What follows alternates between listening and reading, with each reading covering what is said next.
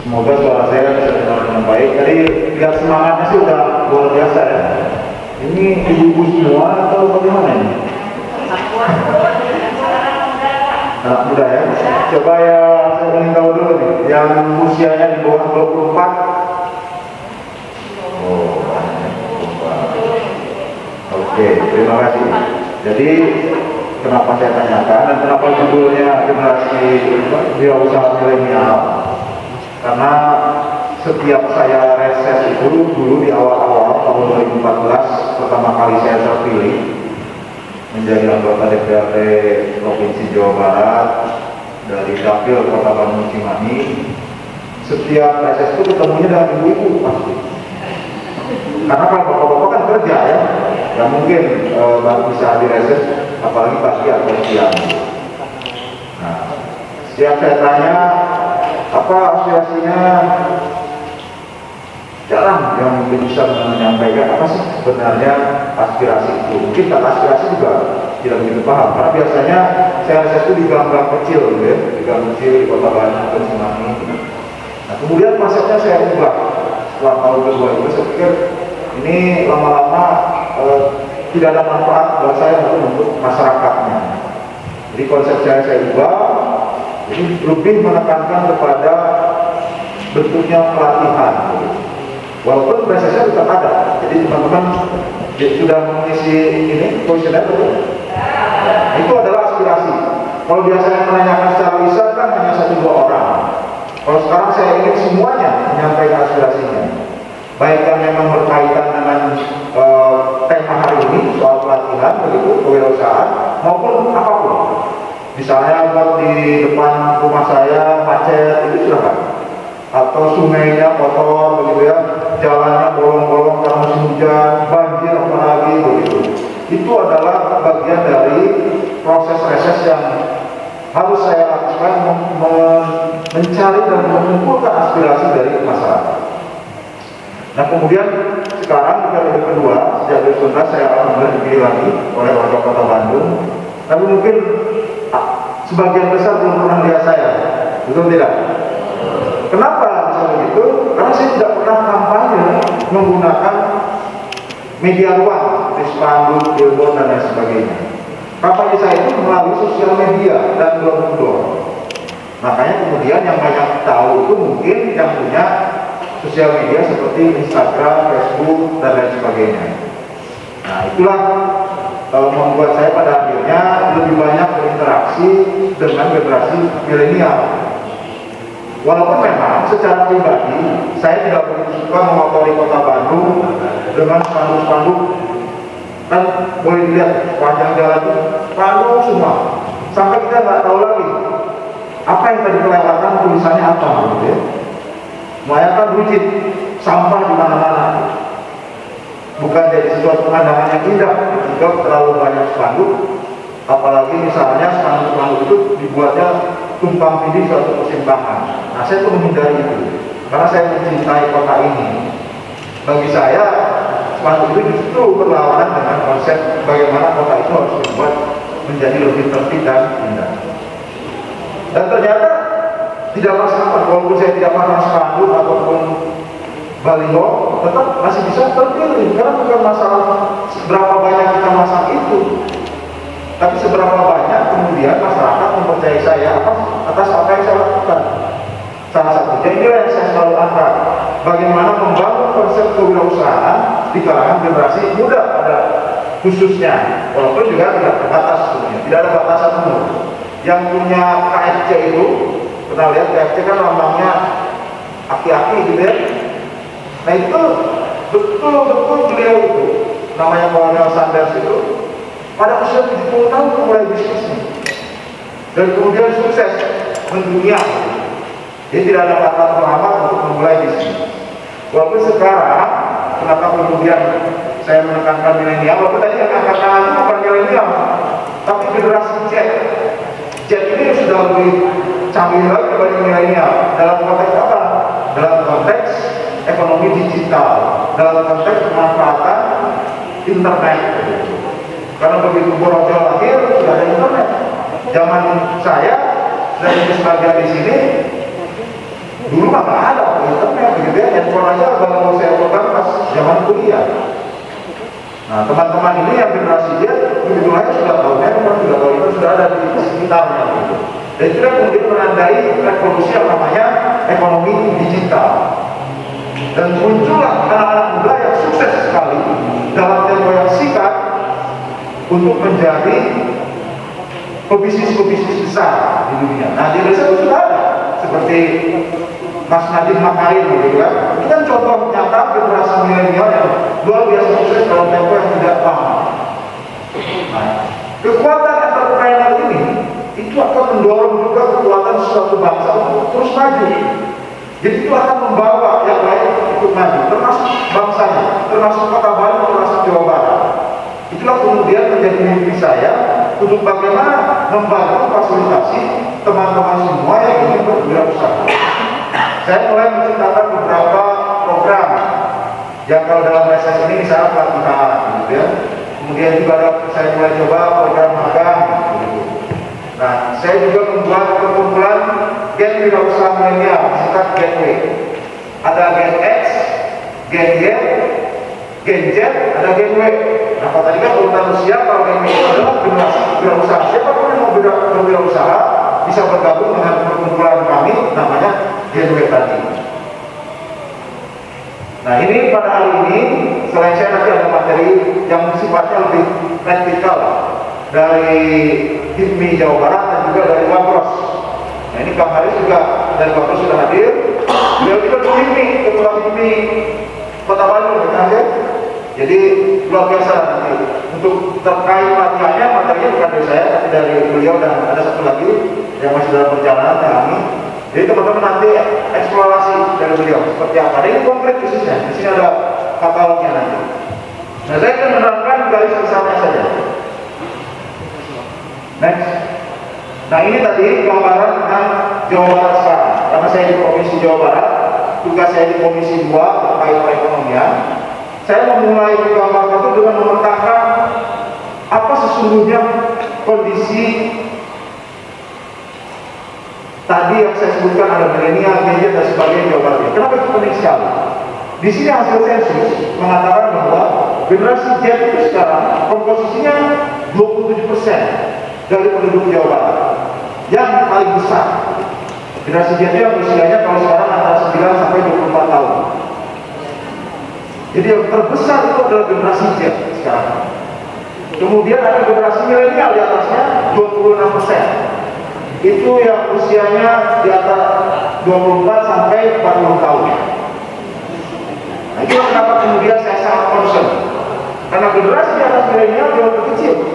Generasi saya itu hanya 20%. Apalagi yang di atasnya saya cuma punya 10%. Nah, ini harus kita sadari semua.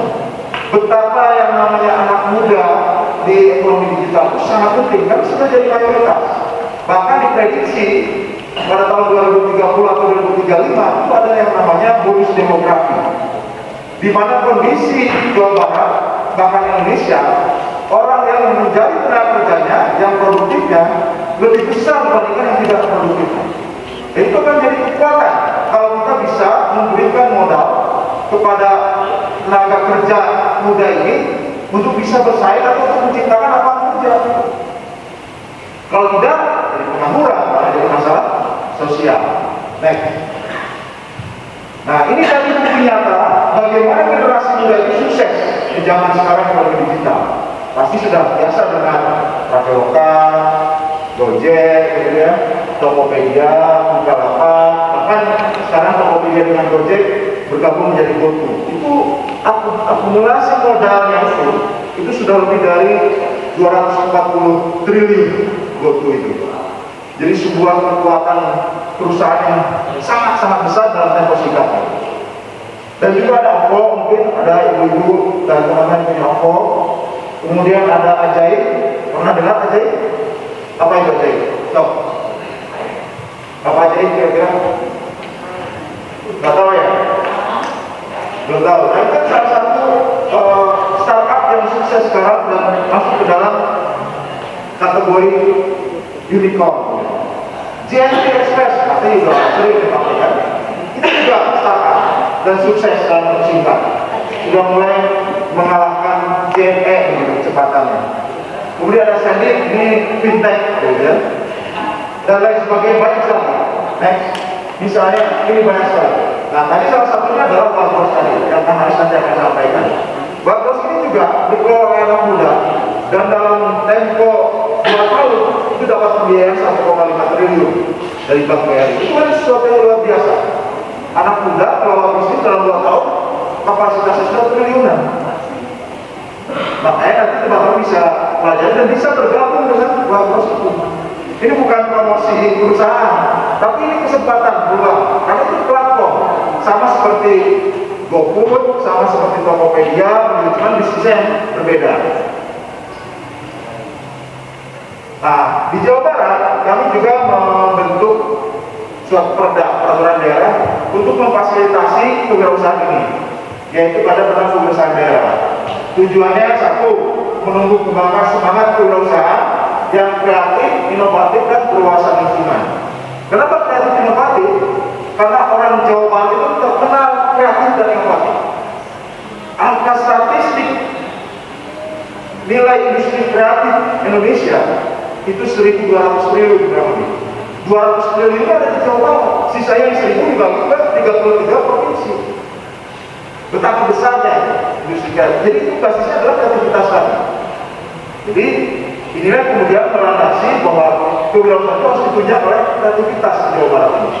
Terutama juga di Kota Bandung yang memang orang-orang kreatifnya banyak sekali. Kemudian diciptakan ekosistem kewirausahaan efisien. Ekosistem itu bagaimana ketika ingin memulai usaha, misalnya ngurus izinnya mudah, dapat tempat usahanya murah, dapat permodalannya gampang. Itulah ekosistem. Mau jualannya juga banyak channelingnya. Itu yang harus dibangun melalui peraturan daerah ini. Kemudian juga fasilitasi sertifikasi dan standarisasi usaha, misalnya PIRT, kemudian KALAM, BPOM, dan lain sebagainya. Itu kami dorong terus supaya pemerintah hadir di sana, mempermudah semuanya. Nanti kalau teman-teman ada kesulitan, silakan lapor ke kami, nanti kita bantu fasilitasi terkait standarisasi dan sertifikasi ini. Kemudian meningkatkan usaha. Di Jawa Barat itu ada 4,6 juta pelaku usaha UMKM. Bayangkan, 4,6 juta. Sementara jumlah penduduk saja sekitar 48 juta. Jadi hampir 10% itu pelaku usaha kita. Jadi di dalam DNA-nya orang Jawa Barat itu dalam terakhir itu menjadi pelaku usaha, bukan jadi PNS. Nah, karena tadi kita mengatakan 4,6 juta. Dan tapi sayangnya itu selalu begitu-begitu aja kebanyakan. Artinya apa? Misalnya yang jualan cireng sehari 100, 10 tahun kemudian masih segitu juga. Jadi yang usaha mikro tetap mikro puluhan tahun, nggak naik kecil. Yang kecil tetap kecil puluhan tahun, nggak naik dari mana-mana. Nah, ini problemnya. Jadi banyak, tapi kemudian sulit untuk naik kelas. Nah, itulah yang kemudian menjadi tanggung jawab pemerintah. Ada program-program untuk itu. Next. Salah satunya inkubator usaha yang kita sedang usahakan. Gateway itu sesungguhnya inkubator. Jadi harapannya teman-teman nanti yang tertarik silakan gabung, bisa mendaftar ke Kapatir, Kang Saiful di sini, atau follow di IG-nya dulu, pengen tahu seperti apa kegiatannya, begitu ya. Dan ini salah satu kegiatannya, salah satunya fasilitasi reses ini untuk pelatihan-pelatihan tersebut. Kemudian pemerintah wajib mulai dari di sekolah menengah, SMK, SMA itu harus ada inkubator. Ini dalam katanya, dalam katanya, termasuk sampai ke desa. Itu yang sedang kita dorong terus agar tadi para pelaku yang jumlahnya sangat banyak itu juga dibantu supaya tumbuh berkembang. Next. Nah, ini gateway, logo gateway. Semangatnya adalah wirausaha pemula yang tangguh, mandiri, kreatif, dan profesional. Jadi ini saya bentuk sebuah kumpulan namanya gateway ini supaya tadi membantu fasilitasi teman-teman yang masih baru memulai usaha untuk berani memulai dan kemudian kita dorong untuk maju. Tapi kalau sudah maju silakan nanti bergabung dengan HIPMI begitu ya, atau menunjukkan semuanya bisnis yang memang sudah pengalaman lah begitu. Kalau gateway ini masih baru mulai. Next. Nah, program gateway kita sebutkan ada pelatihan dasar usaha digital, kemudian magang, kemudian dana bergulir, coaching entrepreneur, ketiga dia kerjasama fasilitas dengan Pemprov Jawa Barat. Ya. Salah satunya misalnya terkait kemasan. Jadi kalau Bapak Ibu punya produk itu atau ngambil curah dari mana, nah itu tinggal nanti minta kemasannya ke pemerintah Provinsi Jawa Barat. Ada rumah kemasan khusus, nanti kalau bisa dibantu, nanti didesainkan dan juga dicetakkan untuk kemasannya tersebut. Jadi gratis semua. Next. Sudah? Ini terakhir. Oke, saya kira ini yang kelompok nanti untuk hari ini dengan Pak Bros. Itu dari saya. Untuk membuka nanti akan berikutnya dengan Kang Haris dari Wapros akan menjelaskan bagaimana yang lebih advance lagi soal berbisnis di era ekonomi digital. Assalamualaikum warahmatullahi wabarakatuh. Assalamualaikum warahmatullahi wabarakatuh. Selamat pagi semua. Perkenalkan, saya Haris dari Wapros Digital Indonesia. Ini diundang sama Bapak Yunanda. Ini kehormatan buat kami dari Partai Wapros dan juga teman-teman. Ini saya bilang teman-teman ya, karena banyak masih milenial juga. Nah, kita harus bangga nih mewakili rakyat yang benar-benar berjuang seperti apa yang dilakukan sama Pak Yunanda. Jadi memang beliau itu sangat concern terhadap kewirausahaan, apalagi untuk ke generasi kita yang milenial. Kalau diskusi sama kami juga, memang visinya, idenya itu luar biasa lah buat perekonomian di Jawa Barat, buat di Bandung Cimahi. Nah, saya dari Partai Wapros, mungkin kami apa sih Wapros, seperti apa kami nanti dijelasin sama rekan saya. Sama Rizky ada katalognya yang sudah saya lihat sudah pada terima ya. Itu intinya saya permulaan ini kami dari Partai Wapros bagi untuk yang ingin punya usaha yang sedang ingin merintis usaha, kami dibantu dengan Bank BRI untuk penyaluran full juga buat kredit usaha rakyat. Ya, nanti teman-teman bisa hubungi juga yang tertarik ke kami, nanti kita bantu, barangnya kita bantu juga, sistemnya kita bantu. Selanjutnya mungkin sama Kang Rizky, semangat.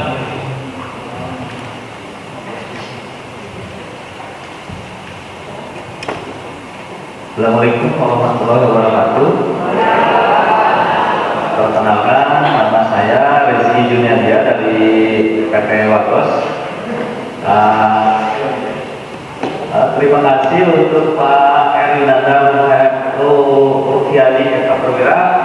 Terima kasih buat Pak Haris. Terima kasih buat rekan-rekan semua yang sudah hadir di acara reses ini. Nah, kami akan perkenalkan apa sih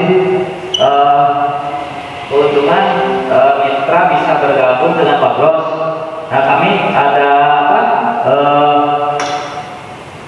untuk meningkatkan UMKM masyarakat supaya masyarakat kan dari pandemi ini kan dari apa korban pandemi, korban PHK bisa meningkat lagi UMKM-nya supaya masyarakat kita saling bisa maju lah semuanya gitu. Ini saya apa mohon maaf nih karena dadakan jadi agak kaku mohon maaf. Nah mungkin saya perkenalkan langsung apa sih Wapros dan apa keuntungan bergabung dengan Wapros. Oke. Di masa pandemi pengen punya usaha modal pas-pasan takut malas ribet, ayo ikut jadi mitra Wapros. Nah, jadi mitra Wapros itu bapak-bapak, ibu-ibu cukup mengajukan persyaratan KTP KK untuk bisa menjadi mitra Wapros. Apa yang akan didapatkan jika jadi mitra? Nah ini, yang pertama benefitnya card member Wapros, bahan baku berkualitas dan harga kompetitif, rekening bank dibuatkan oleh Wapros. Kalau untuk fresh food, freezer,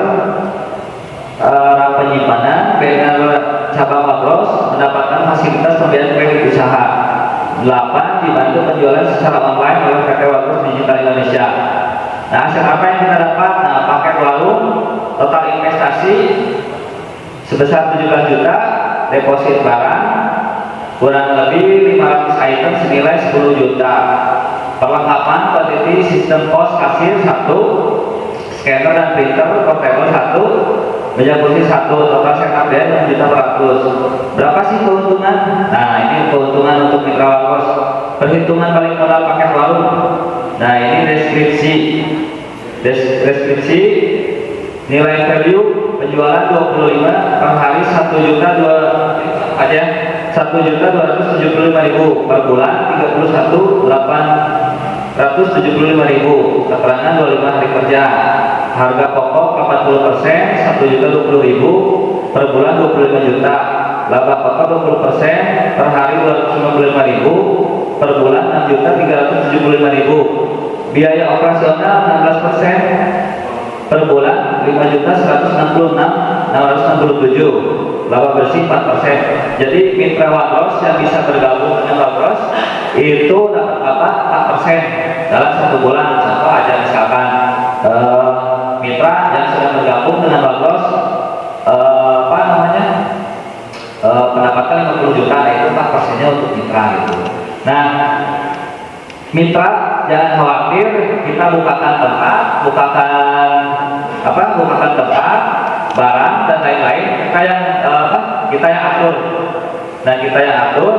Jadi misalkan mitra sudah bergabung dengan Mitra Warkos, kasih tempat, nanti sudah dikasih tempat, barang dan lain-lain.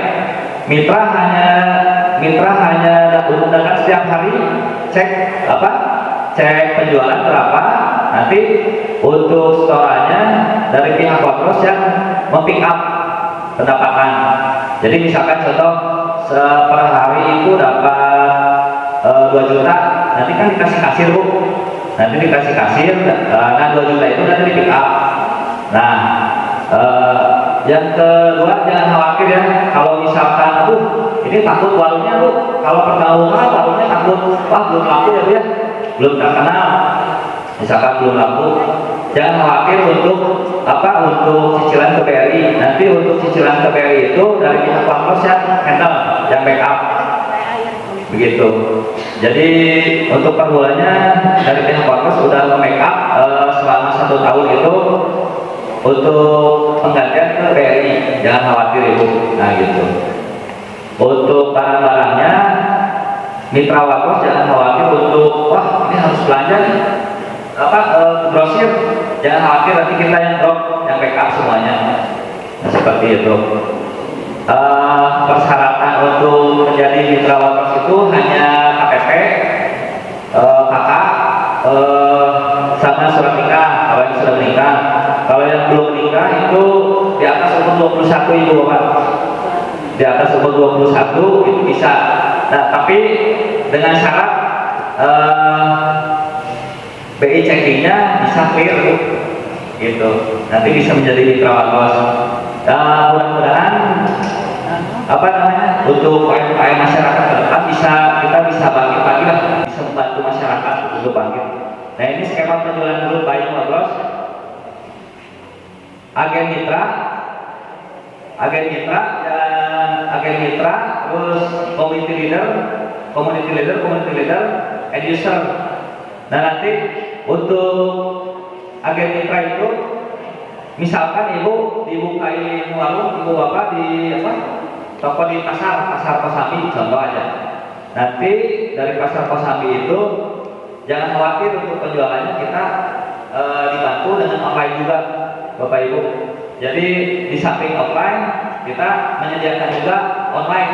Jadi bahan-bahan pokok, barang-barang yang ada di Mitra Warkos yang terdekat, misalkan contoh Kosambi, siapa yang di Kosambi, warung Bapak, nanti dibantu penjualannya oleh pihak Warkos gitu, dari digital marketingnya. Nah, seperti itu. Next kan? Nah, ini skema penjualan grup buying Warkos. Warkos itu sembako, FMCG, fresh produk. Nah, agen mitra, rumah, warung, ruko, community leader kita bisa memperkenalkan ke RT, ke RW, ketua PKK, ketua ormas, koordinator kerja. Nah ini end user tuh maksudnya penjualannya ya, perumahan, perkampungan, rusun, perkantoran, pabrik. Nah ini Wagros as operating system to enabling transaction. Nah ini ordership aplikasi logistik payment, order aplikasi logistik payment, ordering aplikasi logistik payment. Nanti kita selain offline kita digitalnya juga, online juga kita bermain gitu. Jangan khawatir untuk bergabung dengan Wagros karena semua penjualan drop barang kita handle lewat selain offline online juga kita gitu. Mudah-mudahan bisa meningkatkan UMKM masyarakat di Kota Bandung. Apakah Wagros hanya mensuplai produk saja atau memberikan harga murah saja atau hanya memberikan barang berkualitas saja? Nah, Wagros menyediakan barang-barang seperti sembako, bahan pokok kayak minyak, beras, kebutuhan pokok lainnya untuk masyarakat gitu. Wagros tetap berkomitmen mengembangkan UMKM bagi mereka yang kesulitan dalam sistem permodalan. Nah, untuk sistem permodalannya yang tadi saya kembali, sistem permodalannya kita ada support. Nanti misalkan mitra mengajukan KTP, KK dan lain-lain. Misalkan lolos di WCI, nanti kita bantu untuk permodalannya. Nah, supportnya dari Bank BRI ya, Bank BRI. Kalau misalkan Wagros kan kalau pun mungkin di ACC-nya hanya 15 ya Bapak Ibu. Tapi kalau bergabung dengan Wagros itu di ACC-nya sekitar 50 juta untuk permodalan. Nah, permodalan itu tidak berbentuk uang, tapi berbentuk barang, tempat, dan keperluan lain-lainnya gitu. Seperti itu. Mungkin ada yang ditanyakan untuk Bapak sampai sini, Bapak Ibu? Ada yang kurang paham atau ada yang mau tanyakan nggak?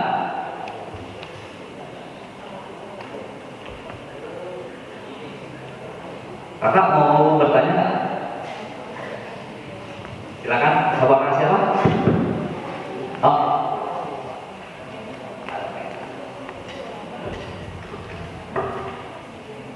Nama saya Farhaliza. Ya. Saya mau bertanya. Tadi kan kalau misalkan untuk warung belum laku itu selama 1 tahun istilahnya di-handle sama Wagros. Kalau misalkan setelah 1 tahun itu kita mengalami kerugian, apakah tetap di-handle sama Wagros atau kita sendiri yang menghandle? Oh, kalau itu kita tetap yang handle. Kita tetap yang handle selama 4 tahun. Kan 4 tahun berjalan ke BRI. Kita handle, jadi udah ada teknis tersendiri dari Wagros.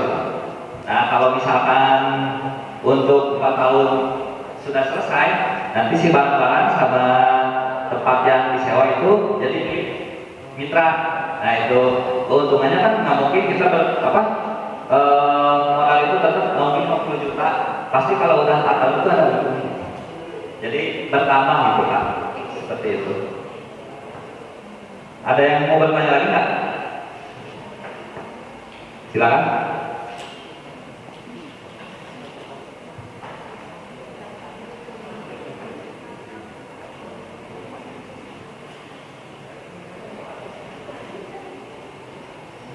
Baik, ada lagi yang mau bertanya? Nanti yang bertanya akan mendapatkan gelas setik ya, gelas dari Genius. Gelasnya sudah ada. Baik, bagaimana? Ada lagi? Oh, ada lagi. Ada lagi kan ini paling banyak pertanyaan Wagros. Setelah ini diminta dari generasi milenialnya ya, bertanya ya, seperti itu. Assalamualaikum warahmatullahi wabarakatuh. Nama saya Sumiati Pak. Saya mau nanyain masalah permodalan. Terus misalkan gini Pak, itu kan saya punya tabungan di BRI. Nah, terus nama saya itu dipinjam sama orang lain, bukan sama saudara gitu ya. Nah, terus gimana solusinya Pak? Saya ingin tahu. Itu aja. Ya, terima kasih Bu pertanyaannya. Saya mau bertanya kembali ke Ibu, Pak, di BRI itu ada macet apa enggak Bu? Oh, nggak ada macet, bisa Ibu.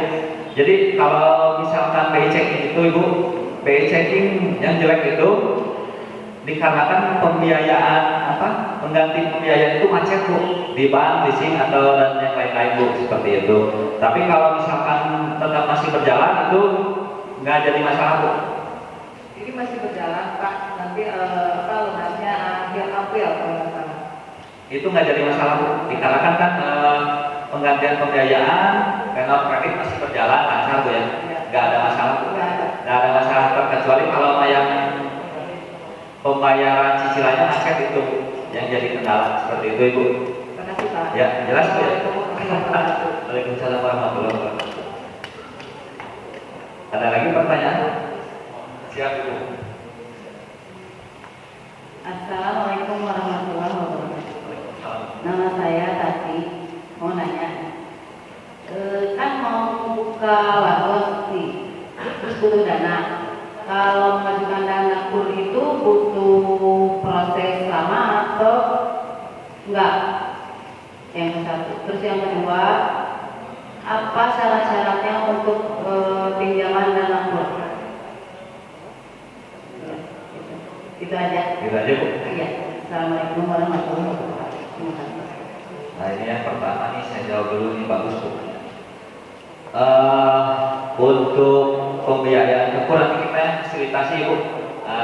Kan kalau untuk kur kita ngajuin Bu ya ke BRI itu paling maksimal 15 juta ya Bu ya, dan prosesnya mungkin agak sedikit lama ya begitu. Tapi kalau untuk bergabung dengan Mitra Wadros nanti kita kan yang fasilitasi Bu, udah ada kerjasama sama BRI, mungkin lebih cepat Bu, lebih cepat dari yang seperti biasanya Bu ya.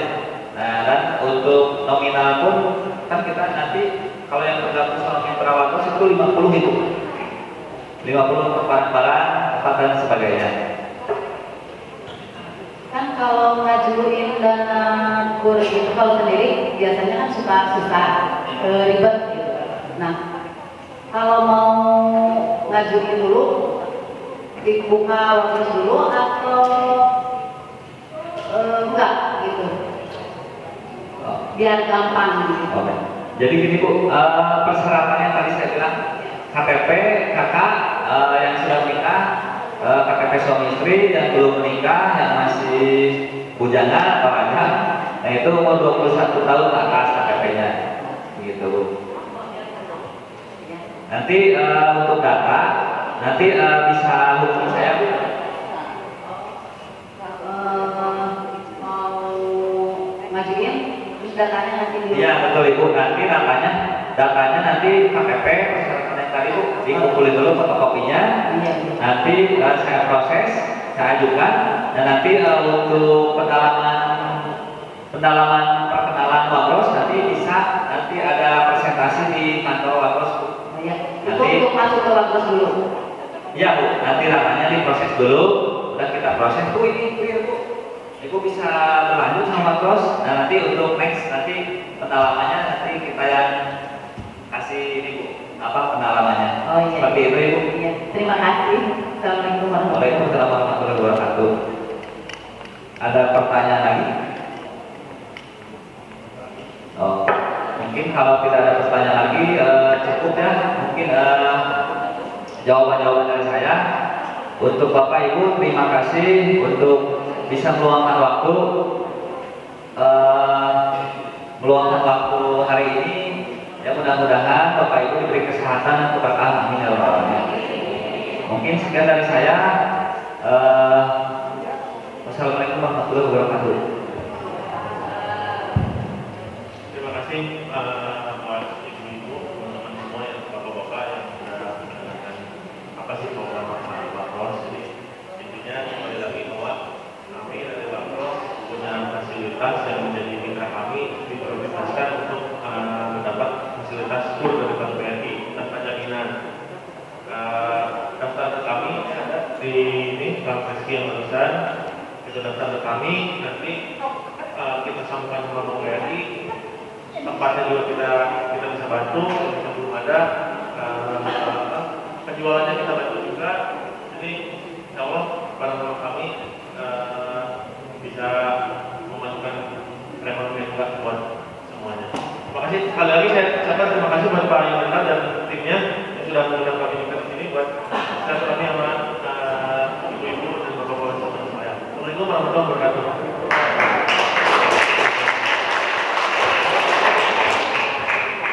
Baik, saya lanjutkan sedikit ya. Ini mungkin pertanyaan-tanya kenapa saya menghadirkan workshop gitu ya.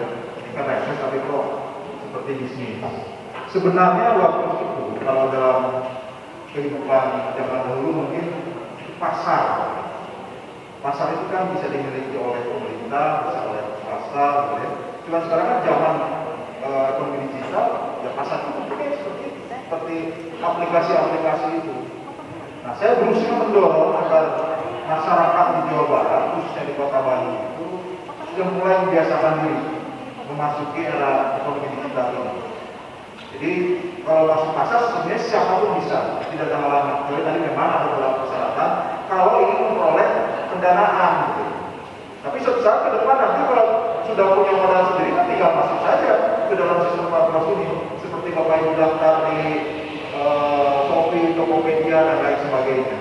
Dan ini adalah bedanya dengan yang tadi. Ini adalah untuk lokal dari Bandung aplikasinya. Jadi saya sangat dengan bangga. Saya ada hubungannya dengan Bapak sekali. Bukan yang punya, bukan member juga bukan, gitu ya. Tapi saya melihat potensi ini muncul dari Kota Bandung, anak muda Kota Bandung begitu, yang mau membantu UMKM yang seharusnya dilakukan oleh pemerintah. Dan pemerintah itu untuk melakukan seperti ini sulit sekali. Walaupun ada tapi ya tidak signifikan. Nah, saya melihat ini peluangnya.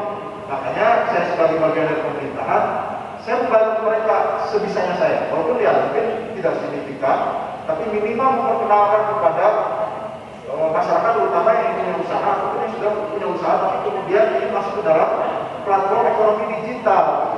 Makanya dipadukan dengan pelatihannya supaya apa? Supaya ada pemahaman dulu sebelum masuk ke sini. Tapi yang namanya pasar, Bapak Ibu sekalian, teman-teman, sesungguhnya sama. Kalau kita tidak berusaha mempromosikannya, ya tetap. Pada akhirnya mungkin ada kenaikan, tetapi kemudian akan tidak akan signifikan lagi kenaikan usaha. Jadi harus ada upaya promosi ke depannya, harus ada upaya memperbaiki produk, begitu.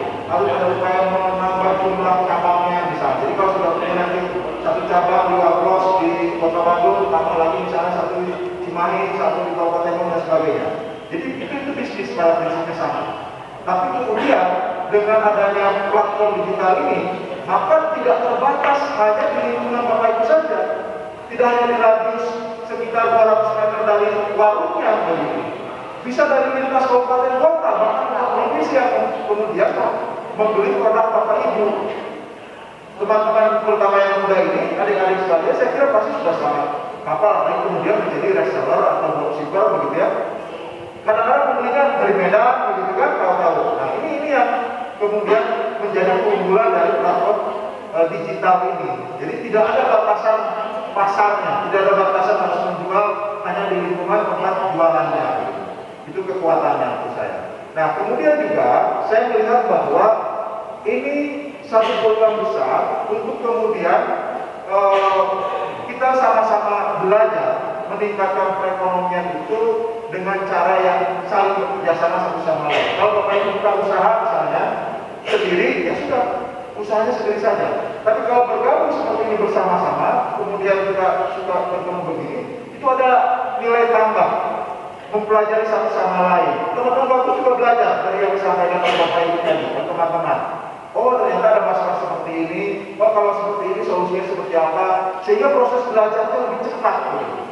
Belajar itu lebih karena sama keinginan yang sama, punya cara berbisnis yang juga hampir mirip, begitu ya. Nanti kita belajar satu sama lain. Tidak perlu kumpul sebenarnya, bisa saling misalnya buat grup, begitu ya, grup WhatsApp atau ketemu lewat Zoom meeting dan sebagainya. Itu akan mempercepat proses belajar untuk meningkatkan bisnis kita. Nah generasi muda ini harus bisa juga melihat bahwa ini sebagai sebuah entitas bisnis yang punya ambisi luar biasa sebenarnya. Kenapa? Karena tidak ada batasannya. Seperti yang namanya tadi saya cerita Gojek itu. Gojek itu di awal-awalnya ketika Kang Nadir untuk mendirikan Gojek, itu bisnisnya adalah ojek via telepon. Jadi panggilan telepon itu tahun sekitar tahun 2010 gitu. 2005. Nah itu hanya bermodalkan nomor telepon untuk penyedia orang bisa menghubungi supaya dapat ojek yang dia ke rumahnya dijemput. Tapi kemudian berkembanglah aplikasi digital sehingga beralih menjadi platform digital dan mulai cepat sekali hanya dalam tempo 10 tahun sudah menjadi unicorn. Karena aplikasi digital ini menghubungkan tidak tanpa batasan sehingga bisnisnya pun juga sangat cepat sekali. Karena menjangkau bahkan sekarang mungkin satu-satunya perusahaan di Indonesia yang pegawainya itu jutaan gitu. Bukan ribuan lagi, bukan ribu lagi, beratusan ribu lagi, tapi jutaan pegawainya Goto atau Gojek ini sekarang. Dan itu kemudian membantu para pelaku UMKM, bayangkan. Sesuatu yang tidak dilakukan oleh pemerintah. Kalau pemerintah di pelatihan begini misalnya, ya nanti mungkin ada ketemu dengan orang yang bisa berikan modal, berarti bagaimana untuk bisa misalnya membuat produk yang lebih baik. Gitu kan, rata-rata begitulah pelatihan. Tapi setelah itu tidak ada apa-apa. Tapi dengan masuk ke dalam platform seperti itu langsung bisnis. Jadi belajar di situ ya memang harus langsung bisnis menurut teman-teman dari UPI. Dan saya berharap yang minimal adalah satu dua yang tertarik, apalagi yang anak muda, tapi sangat-sangat milenial, sangat-sangat generasi Z di secara berbisnisnya. Nanti pelajari seperti apa sistemnya, kemudian ya kalau bisa membuat sistem sendiri dengan misalnya jenis bisnis yang beda. Kalau ini kan lebih ke groceries ya, ke kebutuhan pokok, begitu ya, sayuran. Mungkin ada yang lain, misalnya bisnis apa? Apakah itu misalnya ke fashion, begitu ya, atau bahkan ke merchandise, atau ke hobi misalnya, marketplace khusus untuk barang-barang hobi, begitu kan, atau marketplace khusus untuk jasa, misalnya menghubungkan semua tukang cukur di kota Bandung, misalnya begitu kan, itu sangat mungkin sekali di era ekonomi digital. Apalagi tadi pertumbuhan jumlah generasi milenial dan gadget itu sudah akan jadi mayoritas. Jadi saatnya sekarang kalau mau berbisnis ya itu peluangnya. Pelajari platform-platform yang sudah ada, kemudian tinggal dibedakan sebenarnya apa sistem yang dibuatnya memfasilitasi bisnis apa. Bisnisnya sudah ada, tapi kemudian dengan ada yang kemudian bisa lebih meningkat dan yang mendapatkan manfaat ya memang yang kemudian berbisnis aplikasi tersebut. Tapi juga mendapatkan manfaat dari bisnis aplikasi ini. Jadi luar biasa sekali. Saya sangat salut sekali kepada teman-teman muda yang memfasilitasi UMKM kita bisa berbisnis lebih baik lagi. Termasuk kampus ini yang muncul dari Kota Bandung. Jadi suatu saat kita akan melihat, kita akan jadi saksi mata, ada nanti unicorn, progress yang berasal dari Kota Bandung akan jadi kebanggaan kita semua. Saya yakin seperti itu. Karena ini sudah dipercaya betul oleh Bank BRI untuk menyalurkan kurnya. Apalagi sudah seperti itu, artinya permodalannya tidak ada masalah. Tinggal teman-teman semua nanti yang memanfaatkan itu bagaimana caranya menyesuaikan diri sehingga bisa memperoleh pembiayaan sekaligus juga bisa memasarkan produknya lebih cepat lagi, lebih banyak lagi offsetnya. Itu saya kira sebelum udah ada kami. Oh ya, oke, kita mau buka ini silakan Kang. Ada kenang-kenangan dari saya. Jadi kalau saya tiap sesi itu tidak membagikan sesuatu kecuali kenang-kenangan termasuk pelatihan. Betul, terima kasih Kang Yun. Boleh tepuk tangan buat Kang Yun dan teman-teman.